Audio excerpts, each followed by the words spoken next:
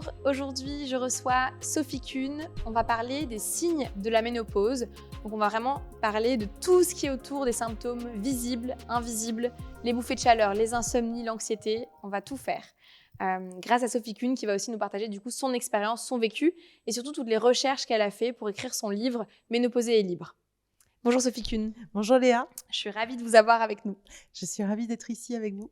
Alors, quels sont les signes qui peuvent identifier l'arrivée de la ménopause? Donc, les premiers signes où on peut se dire « Ah tiens, c'est peut-être la ménopause qui commence à parler ». Le tout premier, c'est le cycle irrégulier. À partir du moment où les cycles deviennent irréguliers, ça y est, on peut se dire qu'on entre dans cette phase-là. Après, le signe le plus connu, le plus évocateur, ce sont les bouffées de chaleur. Donc, en fait, la bouffée de chaleur, elle commence donc en général sur le visage, sur le thorax. Certaines femmes sentent vraiment même une bouffée qui s'étend. Elle peut être très fugace, tout comme elle peut durer 2 à 3 minutes. Et on peut en avoir très peu, comme on peut en avoir une vingtaine par jour. Et de jour comme de nuit. Et de jour comme de nuit, voilà, j'allais dire ça aussi. Ça notamment, quand elles arrivent la nuit, elles altèrent carrément le sommeil. Donc c'est ce que l'on appelle la sueur nocturne. Il y a une chose que je dois dire aussi sur la bouffée de chaleur, c'est que pour certaines femmes, on a très très chaud et après d'immenses frissons. On a très très chaud, on est réveillé et on est complètement en nage détrempé. Pour certaines femmes, elles sont même obligées de changer les draps et on dégouline littéralement. Ensuite, on peut être prise de frissons. Pareil. Et ensuite, on a une soif de dingue, c'est l'impression, et un corps qui refroidit pas. Ça va être ces choses qui sont vraiment les premiers signes à pas mal de femmes. Voilà, l'insomnie est extrêmement commune. Tout ce qui est aussi troubles de l'humeur, angoisse, anxiété.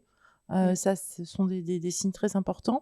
Douleurs musculaires et douleurs articulaires. D'accord. Et baisse de libido. Et la baisse de libido.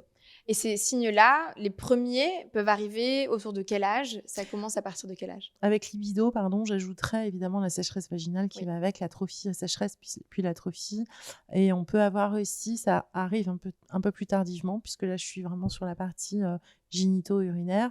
Donc, sécheresse, atrophie, des cystites aussi qui peuvent commencer à s'installer, cystites à répétition. On commence à partir de 45 ans, je dirais. Oui, d'accord. Ouais. Et est-ce que ces signes-là vont s'augmenter dans le temps ou est-ce qu'ils vont changer de nature? Comment est-ce qu'en général les choses se déroulent? J'imagine que c'est différent pour beaucoup de femmes. Je dirais la ménopause n'existe pas en tant que telle. À chaque femme, sa ménopause. Elles peuvent... Alors pour certaines femmes, il va y avoir une durée très courte. Voilà. Et pour d'autres... Malheureusement, ça peut être beaucoup plus long. Pour les bouffées de chaleur, c'est entre 4 et 7 ans, voire on dit même 7 à 14 ans. Et pour certaines femmes, les bouffées ne s'arrêtent pas.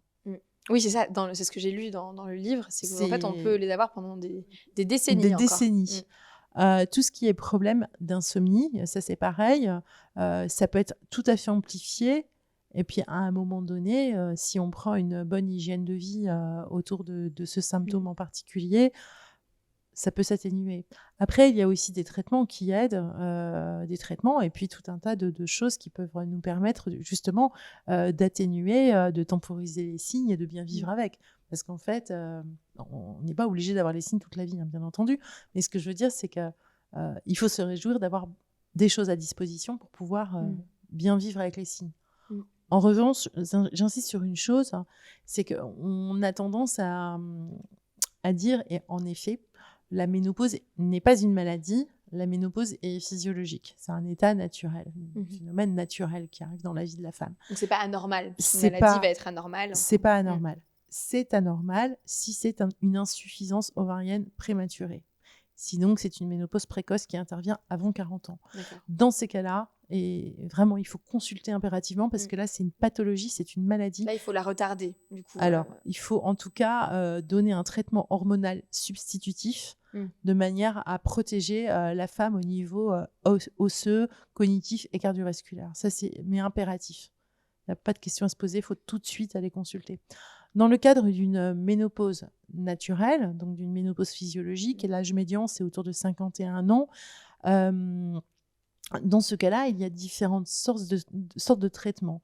Ce n'est pas une maladie. En revanche, la carence œstrogénique peut faire le lit de pathologie à venir, peut commencer à déceler. Donc à ce moment-là, il faut être hyper focus sur tout ce qui nous arrive, faire le check-up, consulter et prendre soin de soi. Par exemple, ça peut être le lit de quel type de pathologie? Donc, cardiovasculaire, conscient. Cardiovasculaire, déjà très vite. C'est-à-dire qu'à ce moment-là, on n'a pas conscience que, en règle générale, on parle du cancer du sein. Voilà, beaucoup du cancer du sein, mais on n'a pas conscience que en France, il y a 200 femmes par jour qui décèdent chaque jour de maladies cardiovasculaires, et que au moment où la carence œstrogénique en fait disparaît, ça y est, on a cette chute hormonale. Le cœur n'est plus protégé comme il l'était auparavant. Et donc, le risque cardiovasculaire rejoint celui des hommes. D'accord. Voire même augmente. Donc ça, c'est hyper important, il faut le dire. Ensuite, et puis, il y a pas mal de facteurs. Je veux dire, le fait, par exemple, de ne pas dormir, ça augmente aussi. Ça augmente. Donc, tout ce qui va être hypertension, enfin, vous voyez, tout ça, il y a tout un tas de choses qui vont altérer vraiment la qualité de vie. Un peu plus tard, parce que c'est pas tout de suite. Ça peut être le lit de maladies à venir, de pathologies à venir, mais qui vont pas forcément se révéler, heureusement, dans la demi-heure. Donc, ça peut être un peu plus tard, vers la soixantaine, un risque d'ostéoporose, donc de fracture du poignet, de fracture multiple, de fragilisation, qui va plus tard amener vers des pathologies qu'on connaît toutes aussi, la fameuse fracture du col du fémur. Et ensuite, aussi, au niveau cognitif.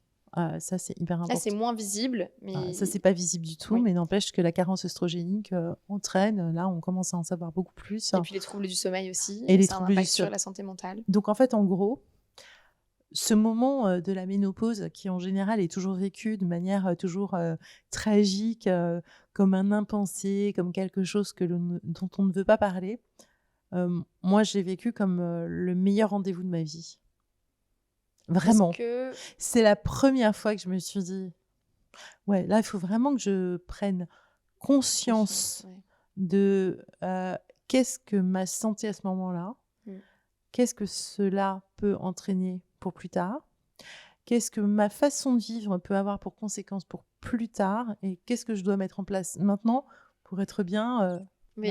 Ça a été l'occasion, en fait, de commencer à prendre soin de vous. Oui, et d'interroger vraiment, sans phare. C'est pas forcément évident, parce que qui dit interroger soit sur ce qu'on a fait, mais aussi tous les antécédents familiaux. Donc forcément, si on a eu des décès, des choses, enfin c'est pas forcément très facile, mais ça permet vraiment de mettre le miroir et de se dire, parce que tout est réversible, enfin pas forcément pour tout le monde, donc mais il y a vraiment toujours une façon de bien prendre les choses, de se prendre en main, et beaucoup de solutions qui sont offertes à nous. Donc, le fait d'être plus ouverte, moi, je dis toujours, le savoir, c'est le pouvoir. En fait, c'est vraiment ça. Et la liberté. Et la liberté, voilà. C'est ça, la liberté, en fait, c'est de se dire, OK, maintenant, j'ai compris. J'ai toujours moyen de reprendre les choses en main. Donc, je gagne beaucoup plutôt que je ne perds, à prendre conscience et à m'accompagner au mieux. La chose aussi qui a été hyper importante dans ce moment-là, c'est que je me suis dit, qu'est-ce qui est vraiment essentiel pour moi et sur quoi je dois poser mes priorités sur ma façon de gérer ma vie, sur ma façon de prendre soin de moi, ça veut dire quoi ? Si je dois prendre du temps pour aller faire un massage, je vais le faire. Si je dois être accompagnée par un expert particulier, je vais le faire. S'autoriser aussi beaucoup plus à prendre du temps pour soi. Oui. Merci beaucoup, Sophie Kuhn. Avec plaisir. Parce que libérer la parole des femmes autour de la ménopause est mon combat, merci d'avoir visionné cette vidéo. La suite du programme sur mindology.fr.